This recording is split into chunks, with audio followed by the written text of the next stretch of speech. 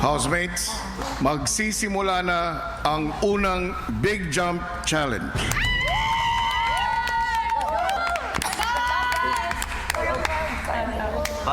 Mauuna na ang kapamilya Big Jump Challenger.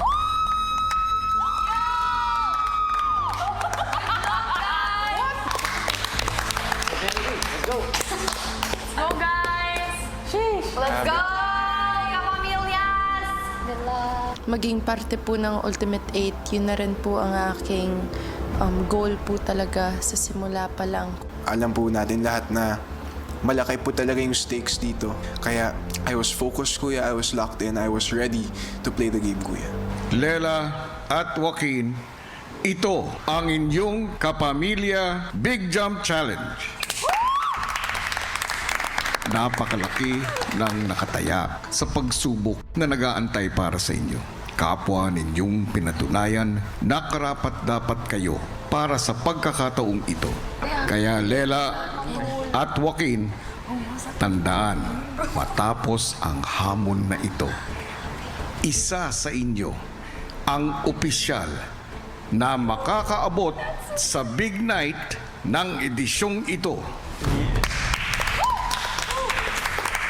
Para sa Big Jump Challenge, may 2 lanes na pwedeng pagpilian ng housemates para mailipat ang 2 uri ng colored blocks. Maililipat lamang ang mga colored blocks gamit ang isang handle kung saan nila ipapatong ng patayo ang mga ito. Nasa diskarte ng housemates kung ilang blocks ang kaya nilang pagpatung-patungin sa bawat biyahe. Sa anumang oras, pwede silang magpalit ng blocks na gusto nilang ilipat. Pero kapag nahulog ang mga blocks, kailangan nilang agad bumalik sa starting point. May 2 ring klase ng transfer stick. Isa para sa puti o white lane at isa naman para sa itim or black lane. Kung pipiliin nila ang puti o white lane, kailangan lang maipatayo ang mga colored blocks sa lamesa ayon sa tamang markadong pwesto. Pero dapat silang mag-ingat dahil kapag may blue colored block na natumba at nahulog sa sahig, ibabawas ito sa kabuuang bilang ng blocks na naipatayo nila sa lamesa. Kung pipiliin naman nila ang itim o black lane, may pagkakataon silang makabawas ng puntos ng kanilang kalaban. Dahil sa bawat colored block na mailalagay nila sa kahon sa dulo, 2 colored blocks ang mababawas sa kabuong score ng kanilang katapat. Matapos ang 3 oras, ang housemate na may pinakamaraming bilang ng colored blocks o may pinakakonting nabawas ang mananalo at magiging bahagi na ng Ultimate 8 ni Kuya. Lela at Joaquin, magsisimula na ang inyong Big Jump Challenge in 3, 2, 1, go! Una nilang sinubukan ng white lane kung saan ang blocks na maitatawid nila ay itatayo sa lamesa at magiging parte ng kanilang total score. That's crazy.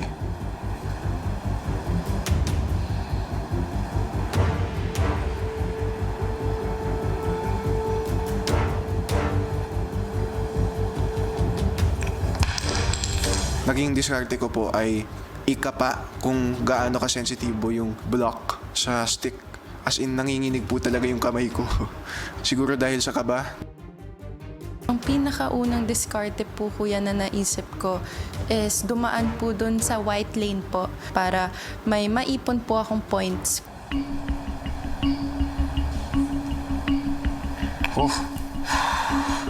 Grabe to. Nangangapa pa po talaga ako, kuya. So, hindi po ako sure kung tama po ba yung ginagawa ko or may mali po. Yung pagbabalance po mismo ng Jenga block, kuya, hindi ko pa po siya masyado gamay. What the? Dahil hirap makadaan sa white lane, nagpa siya si Lela na umiba ng diskarte. Siya naman ay dumaan sa black lane kung saan ang block na maitatawid niya ay makakabawas ng 2 puntos sa total score ni Joaquin.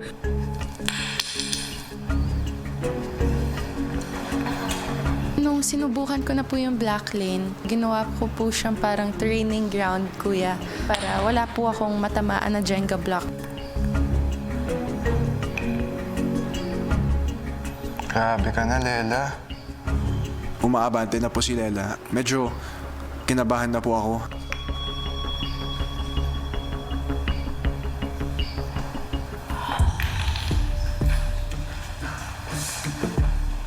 Joaquin, no talking please. Patuloy ang paglipas ng oras at tila pareho pa rin nangangapa sina Lela at Joaquin.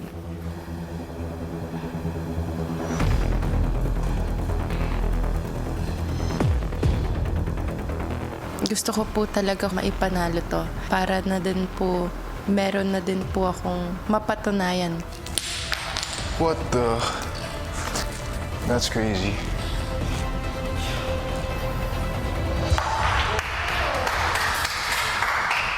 Puntos ni Lela, muli niyang pinili na tawirin ang white lane para maglagay ng blocks. Habang si Joaquin na nasa black lane naman, hirap pa rin makapagtawid ng bloke.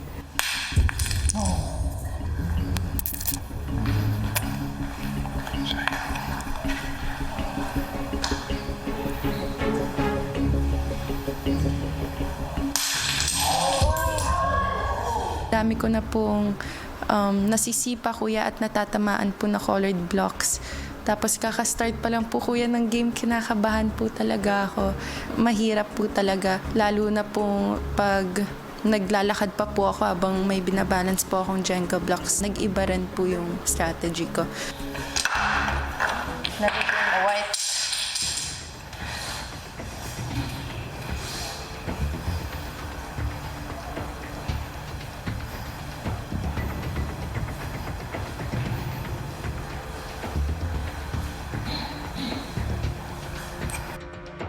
Sa black lane, agad na nakapaghulog si Lela ng block sa kanyang unang pagtawid, habang si Joaquin hirap pa rin. Umaabante na po si Lela. Kinabahan na po ako at sinubukan ko po mag-focus at nag-push-ups din po ako para mawala po yung nginig po kuya.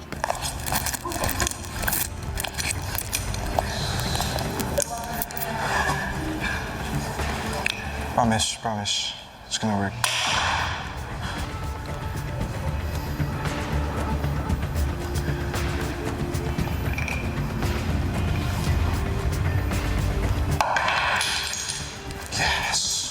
Thank you, Lord Jesus.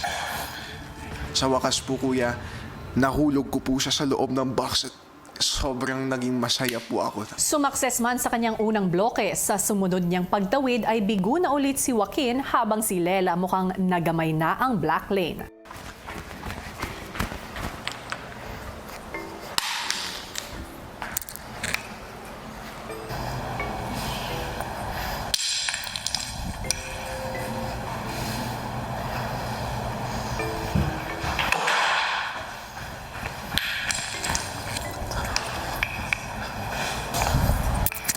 This hard, bro. This hard. Nag-decide po ako na doon na lang po ako manatili sa black lane kasi po doon po ako mas komportable kuya. Doon po ako nakaka-shoot kuya ng maraming colored blocks. So doon na lang po ako kuya nagstay. Ang naging mindset ko noon kuya, as long as madaming negative kuya, okay na po yun. Hindi na po siguro ipon ng points pa po yung kalaban. Grabe, paano? Observe muna ako. Huwag mo siya i-grip. Kasi mas pag nag-grip ka, mas manginginig siya. Yeah. Okay. So, Just lighter let your fingers. grip. Okay.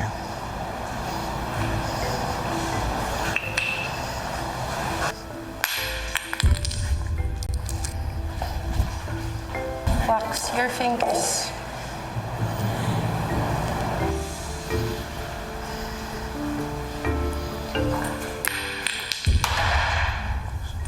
Unti-unti ay muli nang nakakausad si Joaquin hanggang sa muli na siyang makapaghulog ng bloke at nakipagsabayan na ng puntos kay Lela. Like, even if I knew na madami ng blocks na nilagay po ni Lela, I felt so happy, I felt so proud of myself na hindi ako nag-stop. I kept on trying, I kept on trying to balance the block, I kept on trying to focus. Yun po yung bunga kapag hindi ka sumusuko, kuya.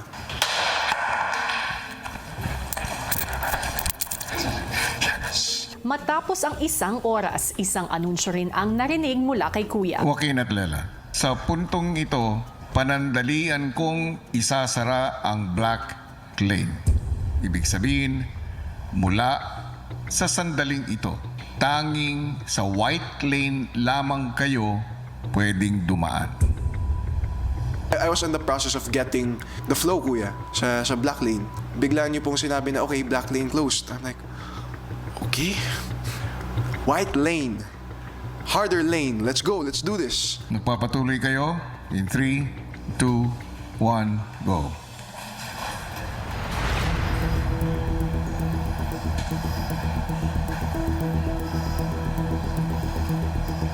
Mahirap po siya, kuya. Nahirapan po talaga ako. Kailangan mo din po maging alerto, kuya, dun sa tinatapakan nyo.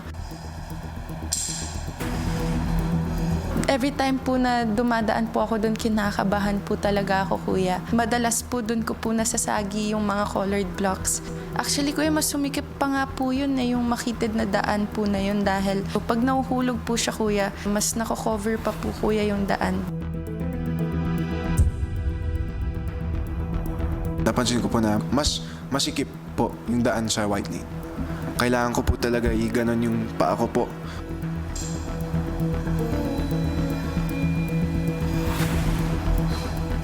Regardless of whether it was wide or skinny, kuya, I still had to focus. Oh, man. Let's go. Stay in there, little boy. Kabado man, muli na rin nakapagtawid ng bloke si Lela sa white lane.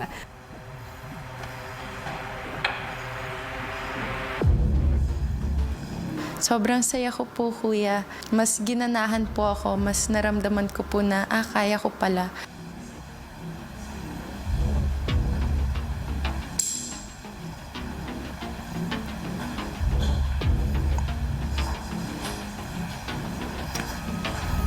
Both of you, stay right there. Dahil gusto ko po talaga manalo at yung pagod at yung ngalay na nararamdaman ko po. Second na lang po yun.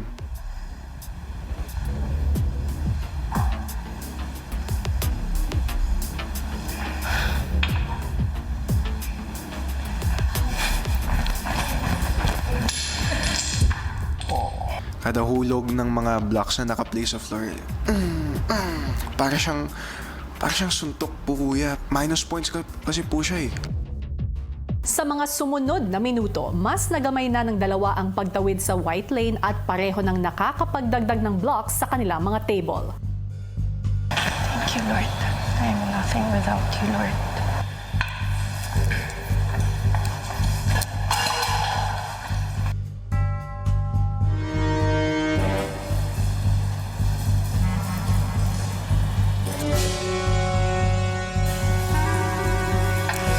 Sino nga kaya kina Joaquin at Lela ang unang kapamilyang housemate na magkakapwesto sa Ultimate 8? 3, 2, 1. At that point in time, nung stop na po yung oras, I could breathe.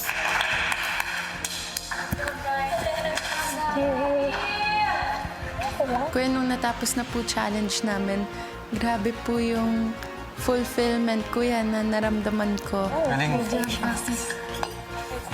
job. Ilang saglit pa ay nagtipon na ang lahat para sa anunsyo ni Kuya. Joaquin at Lela. Matapos ang 3 oras, ang katuparan ng pangarap na makarating sa big night ay makukuha ng isa sa inyo ngayong gabi. Sa inyong naging laban, ang isa ay nakakuha ng negative 336 points, habang ang isa naman ay nakakuha ng negative 212 points. At that point, I was more focusing on the positive side. Lahat ng mga wins ko. At dahil parehas kayong may negative outcome, ang mas konting total negative points ang nanalo. Habang mas tumatagal, kuya, mas nanginginig po puso ko, kuya.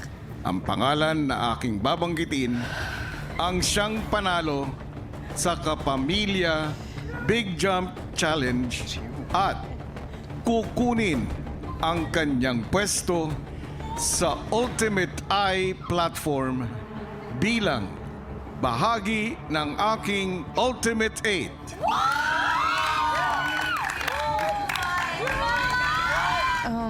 Kuya, eto na po yun eh. Padulo na po kami. Patapos na po tong PBB at yung goal ko, kuya, yung pinagpipray ko po ng matagal na kay God. Ito po yun. Yung sarili ko po, yung mga dreams ko po, yung mga goals ko po, at yung mga taong nagsusuporta po sa akin. Most importantly po, kuya, I don't want to let them down. I want them to be proud of me. Congratulations!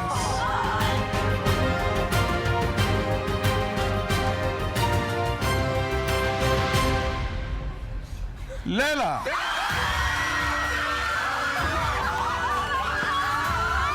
Naging worth it po talaga lahat ng pinaghirapan ko po dito sa loob ng bahay niyo, kuya.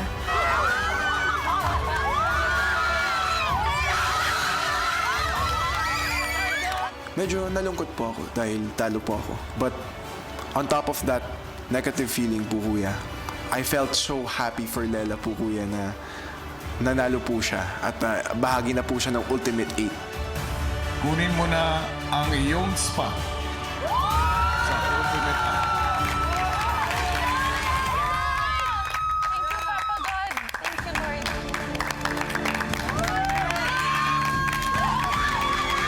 Grabe lang po talaga yung pasasalamat ko kay God agad kasi alam ko po na dahil po to lahat sa Kanya. Kuya, ngayon bilang part po ng Ultimate 8, gusto ko lang po talaga, kuya, maka-inspire ng mas marami pong kabataan, kuya, na katulad ko at mga kabataan na nangangarap, kuya. Caprice at Marco, ito ang inyong Kapuso Big Jump Challenge. Ang inyong Big Jump Challenge ay magsisimula in 3, 2, 1, go!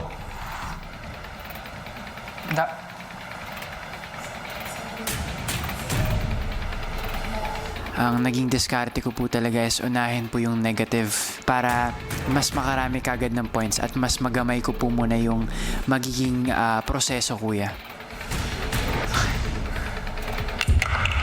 Practice lang.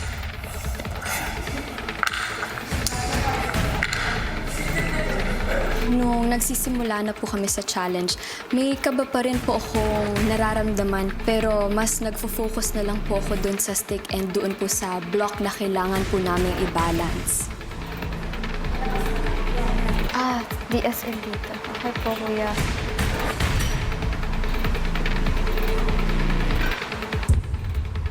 Kuya, ang iniisip ko po talaga is umulit na kagad. At wag ko po masyadong i-burden yung sarili ko every time na nahuhulugan po ako ng blocks.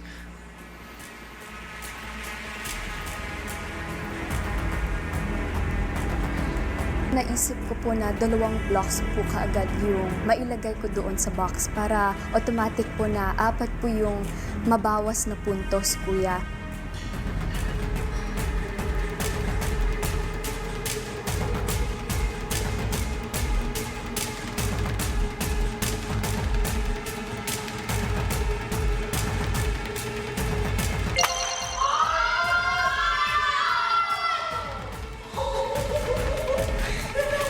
Naramdaman kong lumalamang po talaga si Caprice dahil grabe po yung pacing niya. Sobrang steady niya po hawakan yung stick at yung block, kuya.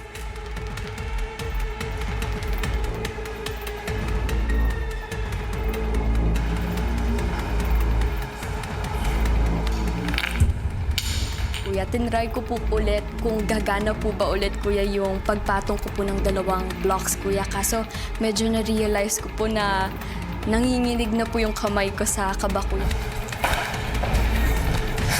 Shake. Relax lang.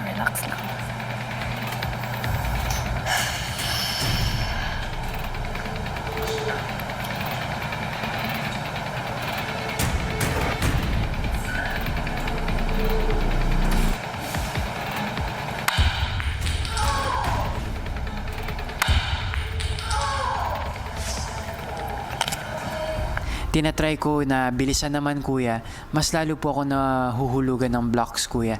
Kaya nahirapan po talaga ako sa simula.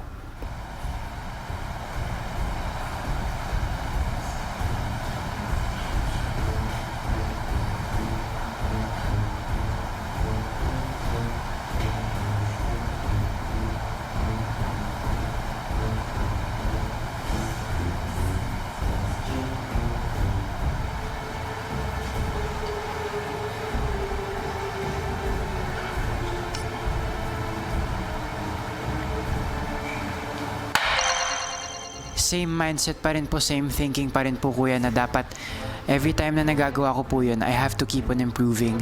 I have to keep on having a better pacing kuya. Sa paglipas ng oras, pareho nang nakuha nila Caprice at Marco ang tamang diskarte sa pag-transfer ng blocks.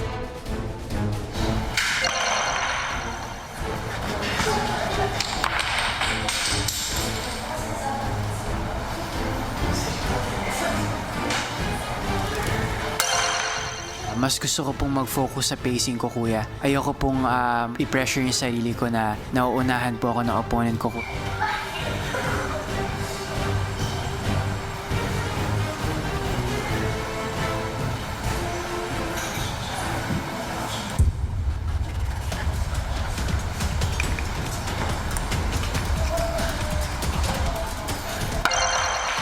Tinatry ko po talaga na hindi po makampante at mas lalo ko pong bilisan yung pag-balance, kuya.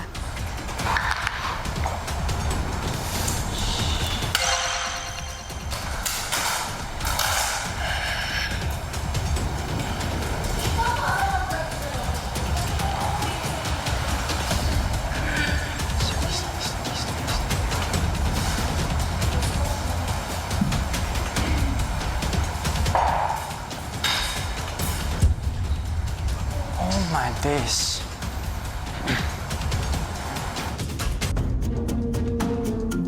Sa gitna ng kanilang hamon, isang anunsyo ang ginawa ni Kuya. Marco at Caprice, Yes po, Yes kuya. pansamantala kong isasarado muna ang black lane. Tanging sa white lane o puting daan lamang kayo pwedeng dumaan. Okay po. Sa kanilang pagtawid sa white lane, parehong mas naging maingat ang dalawa. This time, mas sinry ko po na mag-focus sa hakbang ko dahil mahirap po na makatabig ng mga blocks kuya dahil mamaminus po yung points ko.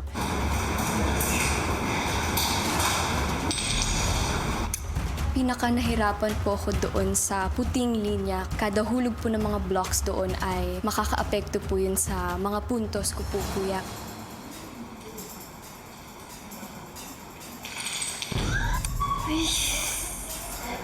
Arasa. Charot. Ay. Si Marco patuloy pa rin sa kanyang mas mabagal na pagtawid.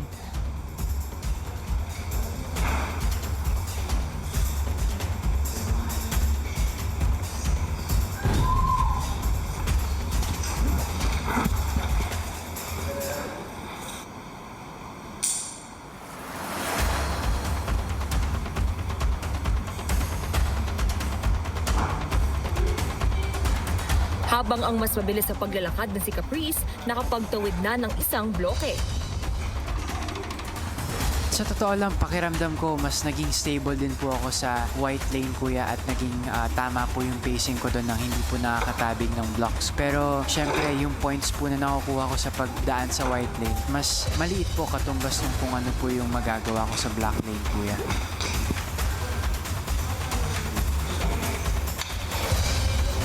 Sobrang saya ko po kapag may nailalagay po ako na block doon sa table, kuya.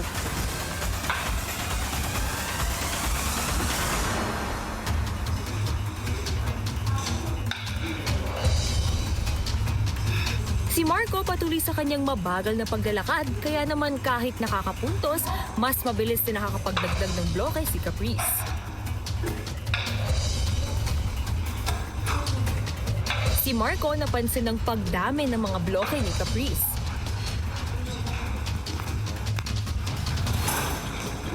Iniisip ko pa rin po na I have to improve my pacing po. Magawa ko po siya as consistent as possible kuya.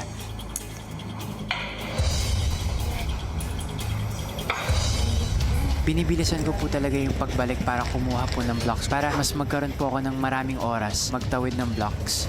Sa diskarte ni Marco, unti-unti ay nakahabol na ito sa bilang ng mga naitawid na bloke sa white lane. Sa sumunod pang minuto, halos nagsagutan na sa pagtatawid ng bloke ang dalawa. Ako po tinatry ko po talaga na wag po masyadong makampante at mas lalo ko pong bilisan yung pag-balance, kuya.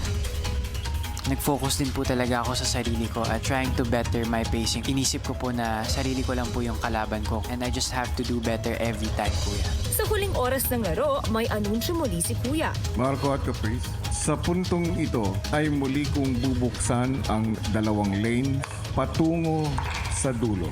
Desisyon ninyo kung ano ang tatahakin mula sa sandaling ito hanggang matapos ang inyong big jump challenge. Yes po, kuya. Magpapatuloy kayo sa inyong challenge. 3, 2, 1, go! Sina Caprice at Marco parehong piniling tumawid sa black lane. Mas pinili ko po na dumaan doon sa itim na linya dahil mas doon po ako komportable na mag-balance at mas hindi ko po matatamaan yung mga blocks, kuya, para hindi rin po makaapekto yun sa mga puntos ko, kuya.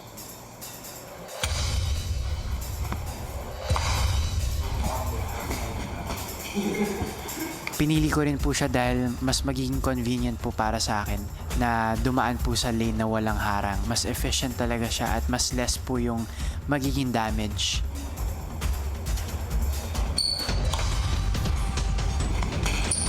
Maya-maya, si Marco sunod-sunod ng nahuhulugan ng bloke.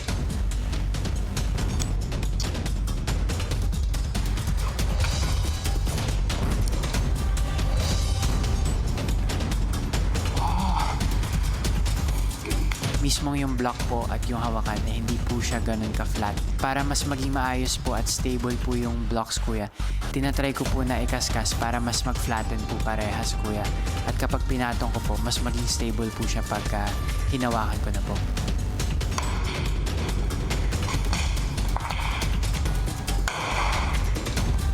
Si Caprice may naging diskarte rin sa huling 30 minuto ng laro. Tinatry ko po na humawak po ng maraming blocks sa kabila ko pong kamay para kapag na-shoot ko na po yung blocks, kuya, pabalik po doon sa starting position ko para mas mabilis po at hindi na po ako mahirapan na kumuha pa po ng blocks sa table, kuya.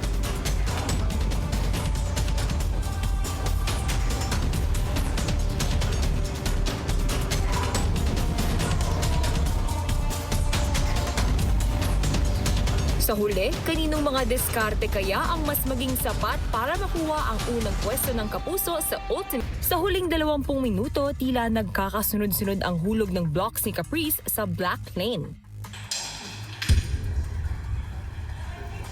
Tuwing may nahuhulog pong blocks, kuya, medyo hinahayaan ko na lang po at pinapahinga ko na rin po kahit saglit kasi medyo nakakaduling rin po, kuya.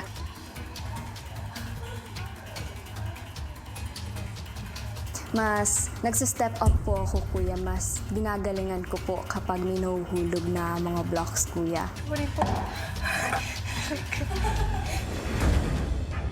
Sa huling 5 minuto, tila nagsalita naman sa pag-shoot ng blocks sina Marco at Caprice.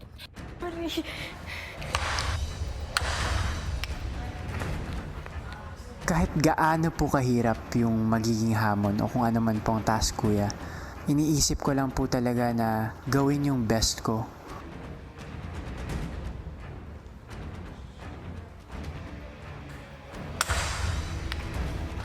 Siyempre, kuya, gusto ko na pong mapabilang sa Ultimate 8 dahil nabigyan po ako ng second chance at yung second chance po na yun umabot po ako sa puntong to.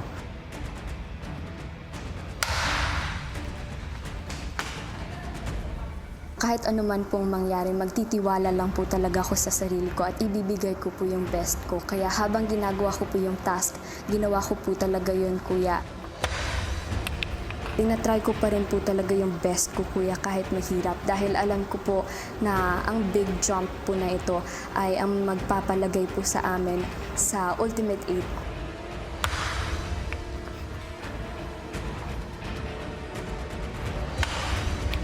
10, 9, 8, 7. Kuya, iniisip ko po talaga na hanggat may oras, meron pang pag-asa, marami pang pwedeng mangyari. 6, 5, 4, 3, 2, 1. Kahit papano nung natapos po siya, nakahinga po ako ng maluwag, kuya. Kaya hindi ko po talaga alam yung i-expect ko kasi marami naman po akong nailagay na blocks doon sa box pero marami rin po akong nahulog na blocks doon po sa puting linya.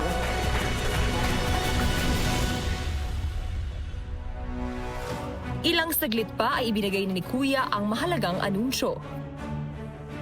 Matapos ang 3 oras, ang katuparan ng pangarap na makarating sa big night ay makukuha ng isa sa inyo ngayong gabi. Medyo kinakabahan po talaga ako, Kuya. Tinatry ko po talaga na wag po i-overthink. At least naman po, iniisip ko po na tinry ko naman po talaga yung best ko. Sa inyong laban, ang isa ay nakakuha ng negative 253 points, habang ang isa naman ay nakakuha ng negative 204 points. At dahil parehas kayong may negative outcome, ang mas konting total negative points ang nanalo. Congratulations! Tatanggapin ko po talaga kung ano man po yung resulta dahil alam ko naman po na binigay ko po talaga yung best ko, Kuya. Gusto ko pong maipakita sa mga taong naniwala sa akin, sa mga taong sumuporta po sa akin para makabalik po sa bahay nyo na hindi ko po sasayangin yung second chance ko, na hindi ko po sila bibiguin. Dahil ikaw ang nag-big jump sa big night.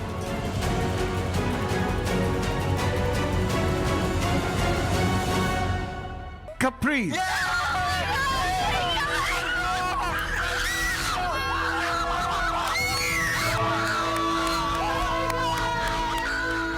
Ako po masayang-masaya po talaga ako, lalo na po't nakikita ko rin po yung housemates na masaya rin po sila para sa akin.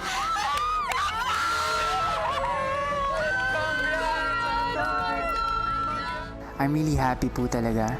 I really know na deserve po talaga ni Caprice, Kuya. Dahil talagang deserving po siya ng spot na yun, Kuya.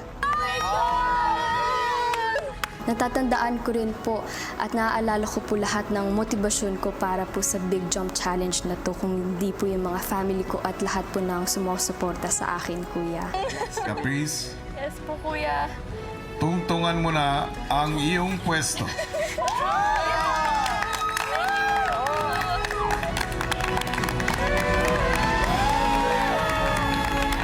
Ang plano ko po ngayon pong kasama na po ko sa Ultimate 8, Kuya. Ibibigay ko pa rin po talaga yung best ko at ipagpapatuloy ko po kung sino po talaga ako, Kuya. Kapamilya Lela at Kapuso Caprice, kayo ay opisyal ng pasok sa Ultimate 8. Congratulations!